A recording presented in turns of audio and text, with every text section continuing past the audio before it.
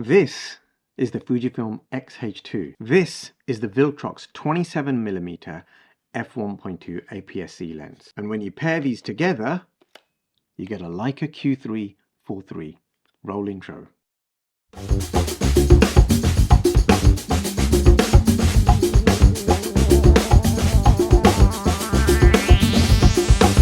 Now, I know that a lot of the Leica purists out there will be thinking, what is this guy going on about? Fujifilm and Leica are completely different. The Leica has a 60 megapixel sensor, it's full frame, it's paired with the 43mm apochromatic lens, which is incredibly sharp and free of any chromatic aberration. Yes, I know that, but it also has a price tag of £6,000. And not only that, it's fixed with that lens. So you really have to think about whether that setup is for you. Now, here's the thing. Not everybody's going to want to buy a Fujifilm, and if you're a Leica purist and you love your Leicas, you're not going to think about any other camera brand and you're going to go and buy Leica. Just like I love to buy Fujifilm cameras because it's the brand of my choice. But here's the thing.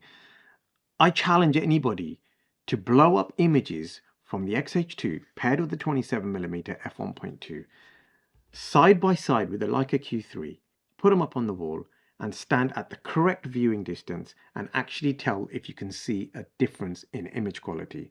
So here's the thing, everybody can punch in on their monitor, everybody can zoom in and pixel peep, but that's not the way everybody or most people will be viewing their images. Now, not everybody actually prints their images out and puts them on the wall, but those who are fanatic about photography and those people who love photography and who do print their images, I think they're going to be hard pressed to see the difference between the X-H2 and the Leica Q3 4.3. So here's the thing, the X-H2 has a 43 megapixel APS-C sensor, which shows a lot of detail and clarity when paired with the right lens.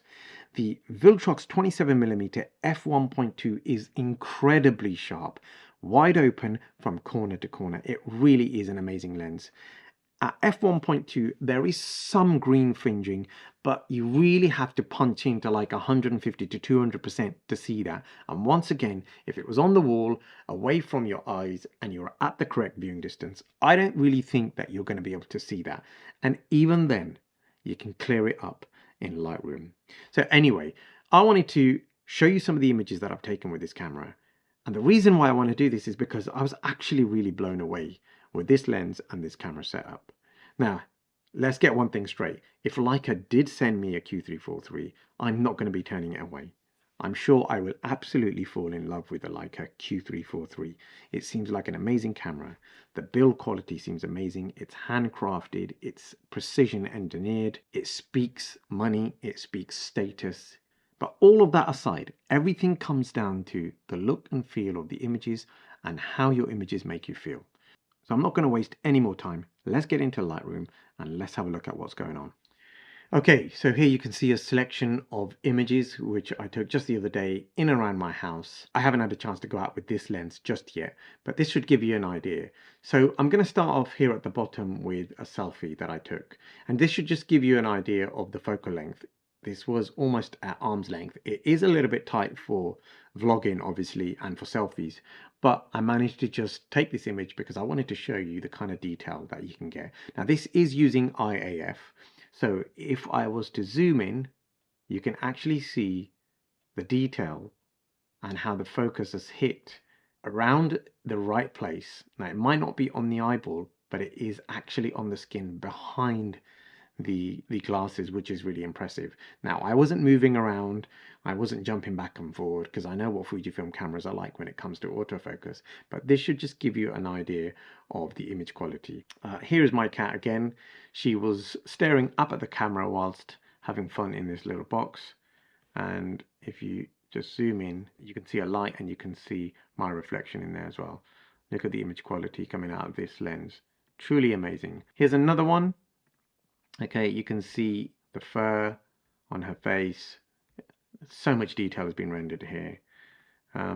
Here's another one. If you zoom in, I think you can see me taking the photo there. It's just a ridiculous amount of detail. And I suppose you have to ask yourself, is the extra £4,000 going to give you a lot more I don't know. I don't think it is. Certainly not going to make you a better photographer, and certainly not going to give you the extra resolution that you're going to need to appreciate your subject better than you can with the XH2. Here's an image here, plenty of detail on here. Here's another image of some tiles in my kitchen. Plenty of detail. We're getting ready for Christmas. I just love the colors. I love the brown. I love the way the highlights roll off. Looks really good. Okay, we've got an onion on the table. F1.2 gives you that lovely depth of field. Here's another one. How much more detail do you want on this onion? Here's another one in my garage of my bikes. Plenty of detail. This is one I particularly liked. I love the way the colors have come out in this. A lot of detail. Now, I know if you are coming from full frame, you're probably thinking you can get a little bit more detail out of your full frame cameras. I've used the Canon R5 and I do know that you probably can, but honestly, this is more than enough. And when you look at the colors that you're getting out of your camera, I think that makes up for the fact that full frame is probably going to give you a little bit more clarity. But full frame's never going to give you the colors like this. And this is why a lot of people gravitate to Fujifilm. This is one of my favorite images. It really does look amazing. The detail in there is amazing. Now, here's the thing. The Leica Q3 4.3 doesn't lend itself well to sports photography like the Canon R5 or the Canon R6 Mark II or the Sony A7 R5 or whatever. So the Q3 4.3 is also quite a slow camera when it comes to autofocusing. And I wouldn't say that the XH2 is one of the fastest cameras when it comes to autofocusing either. In fact, there's been a lot of issues around autofocusing. And at the time of recording this video, I'm still waiting for the new firmware update to come out so we can see an improvement in autofocus. But autofocus aside, I know that's been an issue, but if you were to compare it to the Leica, I don't think you're going to get anything much better at the Leica, and I don't think that the Fujifilm is miles ahead either.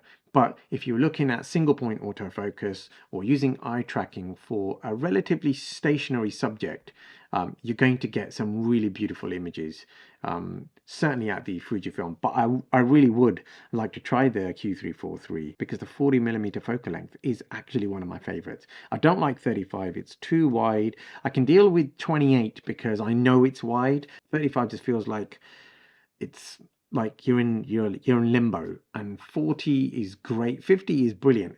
50 I like, but 40 is like a compromise. So I am really interested to trying the Q3 4.3. I want to compare it, and I hope I don't have to eat my words. But honestly, if I didn't ever try the Q3 4.3 and this is what I had to settle with, then I don't think I'm going to be disappointed. So you guys weigh it up yourself. Is it worth spending £6,000 on a fixed lens camera, the one that you can't change your mind on unless you sell your camera, or for £2,000, if you pair it with the right lens, you're going to get some amazing image quality. And this is what I love about the Fujifilm system. X-mount is open to third-party lenses, and paired with this lens, you're going to get yourself some incredible images. I may head to London as we get closer to Christmas, so I will have an opportunity to test this setup a little bit more. But I am really looking forward to using this lens. It's new to me. I've not had it for too long. I managed to get a bargain on it from eBay, and as I've paired it and looked at the images, it's made me realize and think about the Leica Q3 4.3 and think, hang on a minute, is it worth it? And I just wanted to share that with you guys. So anyway, if you enjoyed this video, please leave a comment in the comment section below. I want to know what you Leica purists think, and I want to know what you Fuji guys think as well.